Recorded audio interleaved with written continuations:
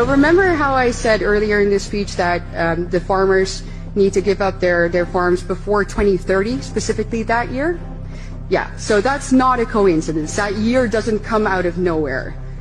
So that year is basically the deadline that our global elites have given our country and will probably give you to abide by these new regulations.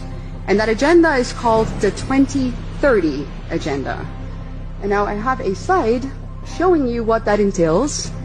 So the 2030 Agenda is a United Nations agenda. So there we go, everybody is part of the United Nations, right? The entire world.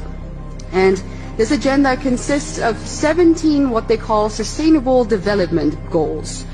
And when you take a look at them, right there, you're like, well, what's wrong with that? You know, they all seem very noble. No poverty, no hunger.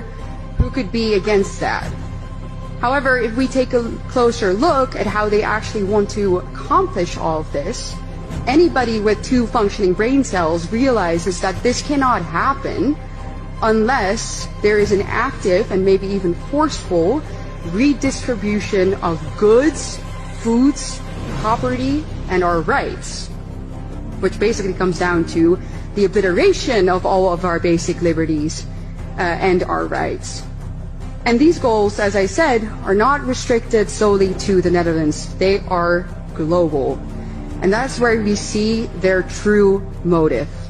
The people behind this want to establish a one-world government, a new world order in which they decide what we eat, when we eat, where we travel, when we travel, who we meet, and what we are allowed to spend our money on. Basically, control over every single aspect of our lives. And I'm sure that many of you have heard the famous sentence from Klaus Schwab, you know, where he says, "You'll own nothing and you'll be happy," right? Yeah, that's this agenda.